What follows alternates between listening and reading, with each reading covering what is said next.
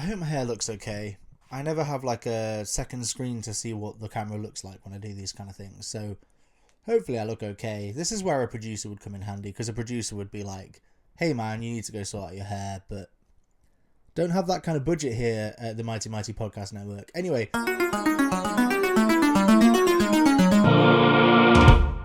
Hello and welcome to Big Boy Bigger Dreams. I am the big boy with the bigger dreams, Eden Longson, and this is episode 50 of Big Boy Bigger Dreams here at the Mighty Mighty Podcast Network, and I cannot believe it. 50 of these things. That's a lot of episodes, you know, and considering, you know, every one of them is at least half an hour long, some of them are a lot more than that. I've done at least 25 hours of podcasting, and that's pretty crazy, I think. I think that's pretty incredible to think about. And, you know, I really can't believe that. In fact, there's a website called podnews.com, and they have this statistic for you. You ready for this statistic? Many industry sources report that 90% of podcasts don't make it past 3 episodes. Of the 10% that do make it past 3 episodes, 90% of those podcasts don't make it past episode 20. I am blazing past these other podcasts. I am on episode 50. Can you believe it? Episode 50 of me just talking to the camera about nonsense. Pretty mad, actually. So does that mean I'm in the top 1%? Because if I'm the top 90% of the top 10%, yeah, that's 1%, I think. So I'm in the top 1% of podcasts who make it past. Obviously, we're not, you know, my listenership isn't exactly, I don't know, Joe Rogan numbers, but it's certainly not 0. And that is good enough for me, baby. So hello to the few people who listen to this every week, every 2 weeks. I've done it again, fortnightly again. I think it's happening now. I'm going fortnightly. But welcome to Big Boy Bigger Dreams. If you're watching on YouTube or if you're listening on podcasts, Apple Podcasts, Spotify, wherever you get your podcasts, welcome. And today is the 50th episode of the show. And I've given it a name. I like to give a name to these episodes. And today's episode is called Transfiguration. I feel like so for those who don't know, I'm currently in Stoke-on-Trent, my hometown. I am Stoke's favourite son, Eden Longson. And I am in my childhood bedroom, which is quite fun. That's why I'm in sort of a different space than I usually am in.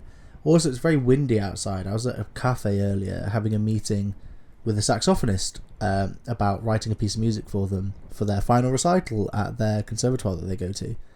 And while we were there, all of a sudden, it was raining really badly, and then all of a sudden, whoosh, the rain started coming through the roof. And so they had to shut off a whole area of the bar, and we had to go somewhere else. And then it started coming through the fireplace. It was crazy. It was properly come a flood. It was mad, absolutely mad. Anyway, today's episode, Transfiguration, because I'm going to change up the format slightly. So, in this show, Big Boy Bigger Dreams, what happens is I usually just ramble at microphone for however long. Today, I'm going to try and be a bit more rigid with my sections. So we've got the mental health check, which I'll do in a moment. Then I want to do a bit of journaling, online journaling, a bit of a whatever. And then I want to do what is a blog post, because this is a podcast log. And I kind of think maybe it should be a bit more like a blog and actually have like a topic and actually do that. Then I've got a poem, and then I've got my music recommendations at the end, which is also going to take a slightly different turn. Just you wait and see. If you're a long time listener, which I'm sure 3 or 4 of you are, who we got: Kieran, Hope, Ed, Giles, my mother, Maria, obviously. There'll be some of you who've been listening since episode 1. I know Kieran. Hi, Kieran. Kieran's been listening since episode 1, and he has since gone back and re-listened to a lot of them. I'm very happy that my friends do that. That makes me really happy. I'm hoping one day there will be strangers who do that. That would be kind of cool. But alas, alack, here I am, Eden Longson, talking into a microphone once again. And have I said everything I want to say in my introduction? Yeah. So I was talking to you about how the show is going to change slightly, and I've also spoken to you a little bit about how it's going to change. Ugh, what am I doing? God, it's funny, this podcast, even every time I try and tune it up and really make it a bit more rigid and formalized, I still end up going off the rails almost immediately. It's, I don't know, it's pathological at this point. Anyway, let's do the mental health check. I'll tell you exactly how I'm feeling. I feel like I'm currently sprinting. Okay? And someone my size, sprinting is not a pretty thing, but I feel like I'm sprinting.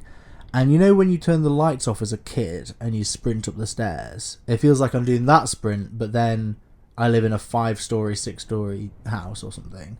So I'm just running up and up and up stairs, and it just feels like that. It feels never ending, this running up the stairs. That's kind of how I feel. And the reason I feel like that is because, you know, it's been quite an intense, you know, couple months since starting back teaching. I teach drums at a few different schools, and this term, I've, through various reasons, I've had to teach 4 days a week where I'm leaving my house at 7 a.m, which, I don't know, anyone who knows me knows that's no good. That's no good. That's too early.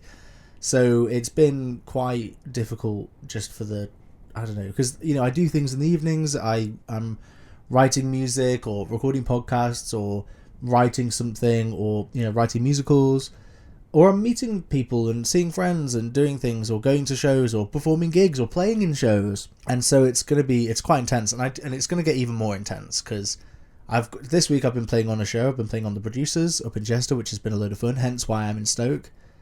But then I've got next week where I'm just teaching, but then for 3 weeks after that, I'm doing shows whilst teaching. So that's going to be hell, getting up at 7 a.m. Sorry, not getting up at 7 a.m, leaving my house at 7 a.m, going and teaching all day at school, going to a theatre, playing all evening in a show, getting home at like midnight and then leaving again at like 7. It's going to be quite an intense 3 weeks. But then I travel up to York to play on a panto. I'm playing on Cinderella in York at the York Opera Grand, which is going to be really, really fun. And it's going to be actually spending every day in a theatre, actually playing theatre stuff, you know, actually doing music and musicals. And that just feels quite big to me. Because it means that I'll be having, first of all, it's 5 weeks of playing, which is kind of like, and it's a break from teaching as well. So it's kind of like a summer holiday sized break from teaching. So that would be great. And it's also being paid fairly decently to play music every day in a theatre, which is just that's my dream. That's what I want to do. So it feels like I'm sprinting, and it feels like it's going to be it still feels like I'm sprinting a marathon right now. That's what it feels. It feels like I've got 4 quite intense weeks, and then it'll ease off. But even then, that easing off, I'll be working every day and playing every day. It'll still be quite intense. It just won't be quite as intense. That's my hope anyway. That's my fingers crossed, huh? So yeah, that's my mental health check. Let's get into the journaling. So, like I say, teaching a lot, but it's going to be nice to have a bit of a break from it over Christmas. I went to see the Moomin Valley in November, which is a musical at the theatre called Upstairs at the Gatehouse, up in Highgate. Me and Maria went to see that because our friend Carolina was playing violin for it. Also, our friend Bianca was there as well, which was quite nice. It was a cute little musical, really, really cute. It was definitely, I was expecting it, because I've not read the Moomin books or seen any Moomin stuff, but I know what Moomins are. But there are no Moomins in this one. It's all very much like, I quite liked the concept actually of, it's kind of this melancholic going back to Moomin Valley to try and recapture some of the magic that we had playing with the Moomins, but there were no Moomins, and just coming to terms with that. And I just think that's quite beautiful. And especially because the writer, Tove Jansson. Eden, you racist. You can't say this person's name. Tove Jansson. I'm pretty sure it's Tove Jansson. Her mother died before she wrote this last book, and so she wrote this last book that's just quite this sad departure from the joyous, sort of fun, quirky Moomin books, and they've made it into a musical. And she vowed never to write another book again. Another Moomin book, anyway. And she didn't. It was fun to see my friend playing in a show. It was like I say, some of the music was just absolutely beautiful. It was really, really lovely. And it was a shame it wasn't a bigger crowd, but I had fun with it. It was lovely. What else did I do? I'm currently playing on The Producers in Chester, which is quite fun. I say quite fun, very fun. The Producers is one of my favourite shows of all time. I saw it a couple times on tour a few years ago. I've seen the film a billion times, the musical film. I've seen the original film like once. I much prefer the musical version, personally. I know that's a bit of a... It's funny, I can't convince my dad to watch the musical version, because he's like, but it won't be as good as the original one. They're just, you know... And I'm like, but Dad, Mel Brooks wrote the musical. He wrote the music. It's him. It's still Mel Brooks. Like, you would love it. Alas. But no, it's been, it's been really, really fun with some great players as well. It's been really fun to see them again and catch up with them, because it's a Northwest Amdram, and I used to be quite big in the Northwest Amdram scene. I say that. I used to play in a lot of Northwest Amdram shows, either at the Hammond School, which is where the show is taking place this week, or, you know, in Liverpool, in Manchester, in Chester, in Northwich, Middlewich, you know, all these places. And so it's nice to come back every once in a while and play on something. And luckily it's half term, so I had the week off, so I could come up and play on the show. And it's been really, really fun. It's been really, really lovely. And the cast are pretty good, actually, for an Amdram. They're really, really decent. And the band are lovely. The music is so much fun to play. Like, The Producers, it's so funny as well. It's like genuinely such a funny musical. And there are moments that I find myself laughing while we're playing, it's a lot of fun to play. It feels quite there's a lot of similar music all the way through it, but then the variances are fun enough. There's a couple of scenes that are a bit boring because I'm sat, you know, I know the scenes off by heart, so I'm just sort of sat there on my phone like, come on, let the song start. But there we go. It's a really fun show. I really want to go see the production that's currently in London, which with Andy Nyman, because I bet that's going to be so good. Oh, what a show. I was sat in on Fiddler on the Roof the other day with my pal Tom Daly. Shout out Tom, thank you for letting me sit in. I also sat in on Operations Mincemeat. God, Jesus. It's funny, I talk on a podcast. I have a podcast, and yet still my talking is bad. You know what I mean? Like, you'd have thought my speech skills would have gone through the roof, considering I just talk at a microphone for half an hour to 45 minutes every couple of weeks. But yet, here I am, still struggling over my words. We'll blame the dyslexia. So actually, you're being quite ableist if you're talking down against me. I feel kind of rude saying that, because I think I do have dyslexia. Although, because I got diagnosed with dyslexia when I was a child. But I do kind of think, I may have spoken about this before on the podcast, but I do think it was a misdiagnosis of ADHD, which is highlighted perfectly by the fact that I've just gone on such a tangent whilst I was talking about something else.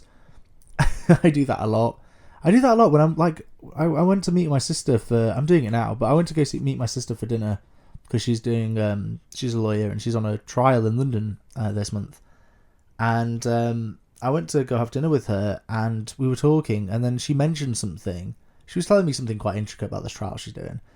And she mentioned something, and then all of a sudden I started thinking about something else, and I realised I'd not been listening for like 2 minutes. I was like, oh no.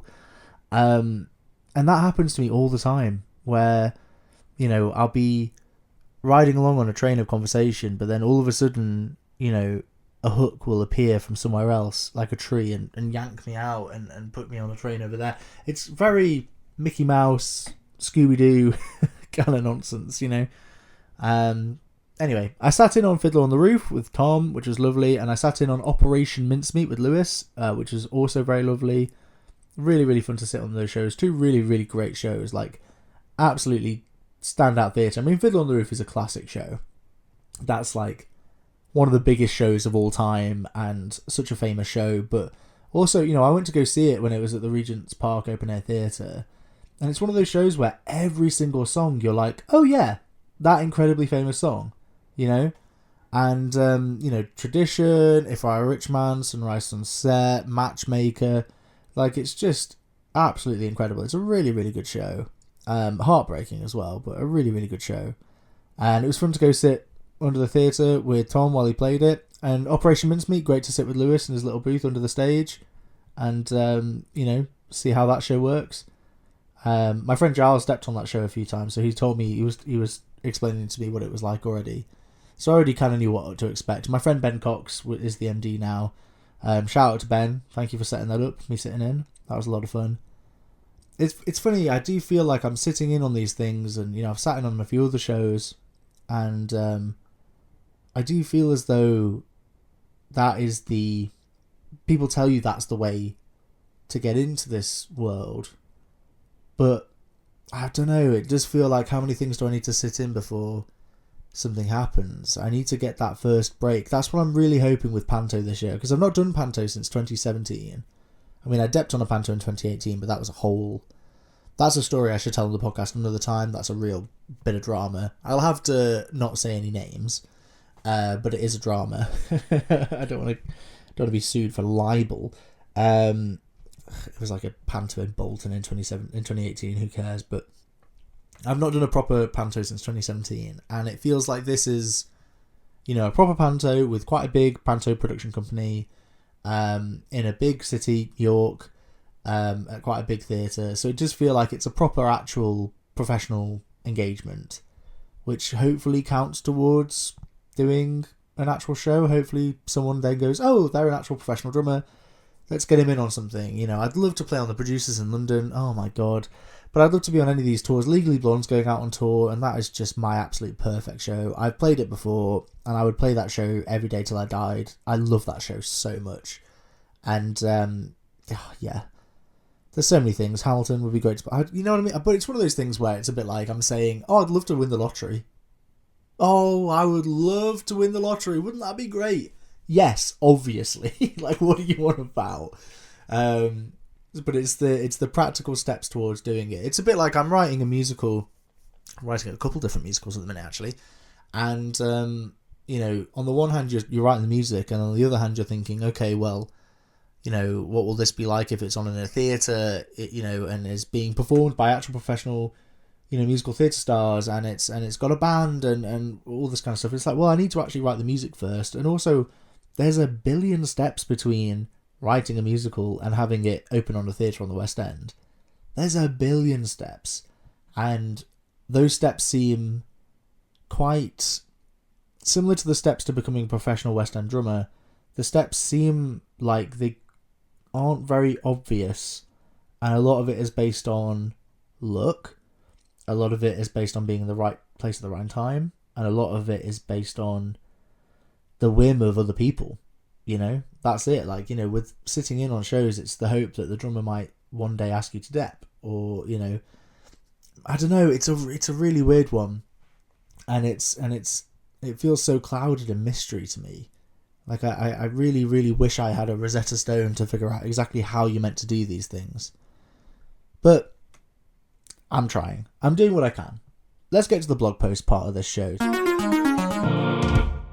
I wanted to talk a little bit this week about converting energies as a professional musician. Okay, so Transfiguration is the name of the show.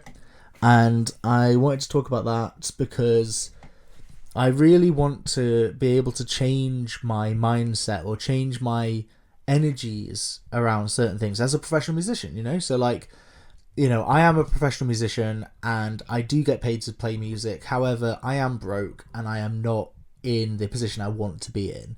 I'm not playing on professional shows, really. I've got this Panto, but that's, the closest thing to a professional show. I'm doing Amdrams and I'm doing the occasional gig here and there, but over summer I had no wedding gigs, and it's a bit like, that was a shame because I had no teaching either. And I'm teaching instead of playing professionally. I really, really, really miss, or don't miss, I've never had it, but I really wish I had the professional musicianship.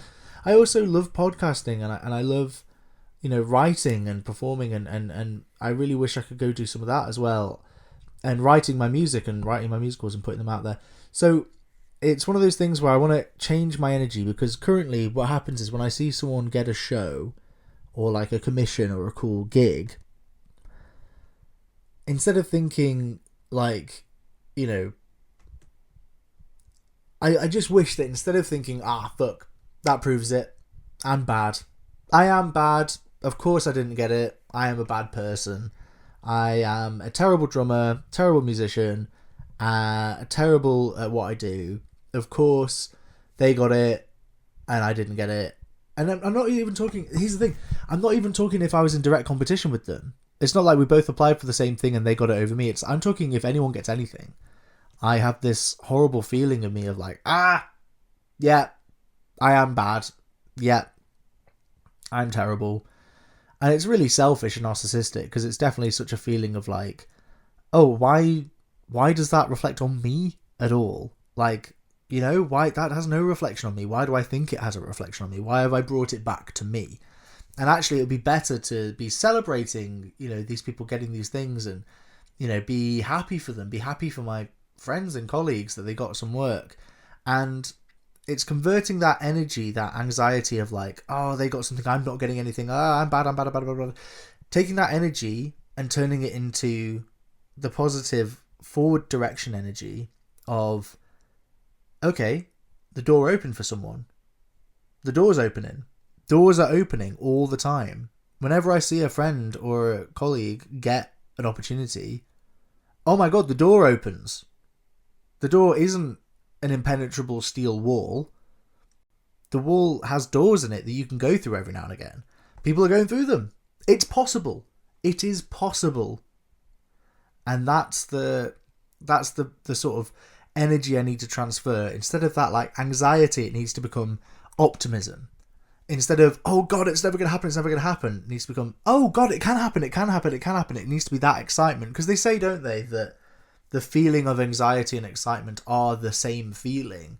It's just the mental connection that you make to either of those feelings that make them either anxiety or excitement. And yeah, I just should be more excited for the people.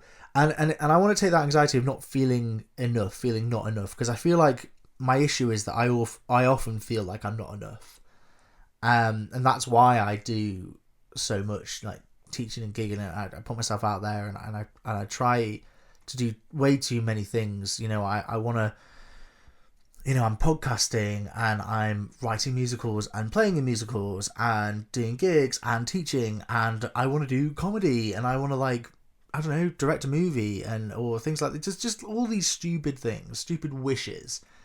And I think it's one of those things where it could be a feeling of I'm not enough. I need to prove that I'm more than I am by doing all these crazy things. But I think it's also like a level of optimism. Like it's one of those things where if you feel disappointed that you didn't get something, that kind of proves that you want it, no? Like it's kind of like a proof that you are attempting to do something. It's like a, oh my god, you actually want this thing. That's cool. And, if anything, it proves that you're in the right place, because you're on the track. You're on the path to getting it. You're on that path. And the reason you're disappointed is because you were close. Keep at it. That's what I need to tell myself. And instead of, I didn't get it, yes, I am pathetic. I am worthless. I am bad. Instead of having that mindset, which I often get, I hope I'm not alone in this. There must be people in the world who like get, I don't know, this feeling of like, they don't maybe feel this feeling of pathetic when they lose out on something, and not even lose out on something, just notice that someone else got something. It's jealousy, I guess it is. I'm feeling feelings of jealousy, but I wonder if there are people who just never feel jealous. That must be such a lovely feeling. And here's the thing, I don't want to feel jealous. I don't want to feel jealous at all. I don't like feeling jealous. I don't know.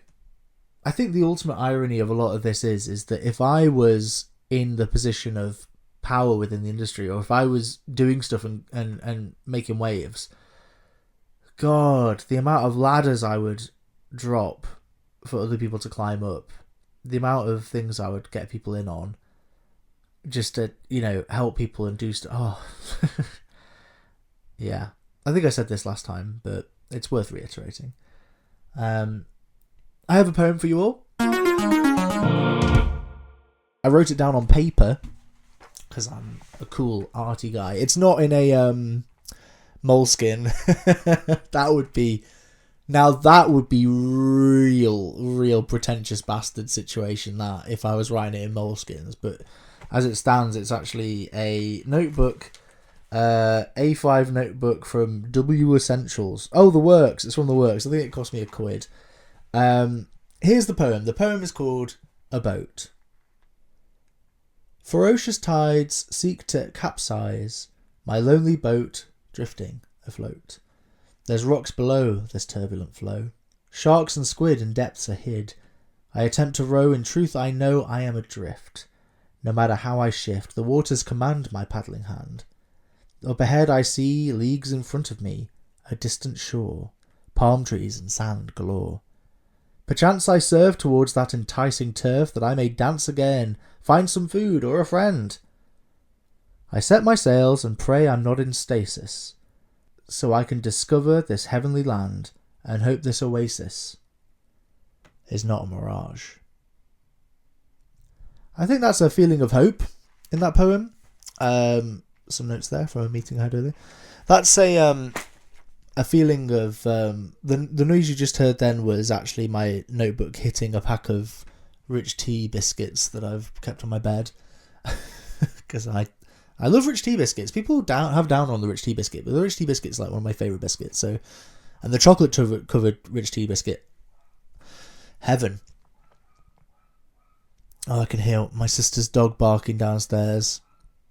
God, he's got the loudest, most shrill bark I've ever heard. It's horrible. Anyway, I hope you enjoyed the poem, and I hope you've enjoyed the podcast.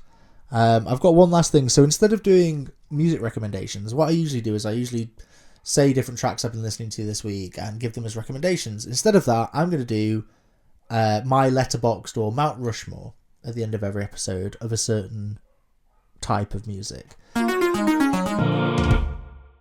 Today's Rushmore pertains to prog albums, so my 4 favourite prog albums, or particularly 4 prog albums that I think are essential listening if you want to get into prog, progressive music, progressive rock. So the first one that I think is very important is Trick of the Tail by Genesis. Genesis are a really interesting band because similar to like Jefferson Airplane becoming Jefferson Starship, Genesis saw a real like transformation from their earlier albums like Nursery Crime, and Foxtrot. You get those weird, very English folk prog weird albums, and then you get through to like pop albums, Invisible Touch and whatever, and it's really quite it's a very pendulum swing, but I think Trick of the Tail comes sort of in the middle of that pendulum swing. It's got some pop bangers on there, but it's also got weird tunes, okay, like the title track, Trick of the Tail, brilliant track. But then you've also got some sort of weirder songs on there, Los Andos, and it's kind of this wonderful amalgamation of like proggy sensibilities, but then also with this kind of like eye towards creating like songs that are iconic and poppy. The second album I would put on my Rushmore would be Tomato by Yes. It's my favourite Yes album. Yes are a very sort of like quintessential progressive rock band, and they've got a load of weird stuff out there, but I think Tomato has this wonderful, like, it's a similar thing where it's got a load of songs that are kind of poppy, like Don't Kill the Whale, but then you've also got things like Circus of Heaven, and then you've got this beautiful ode to like love song Onward with this incredible French horn solo.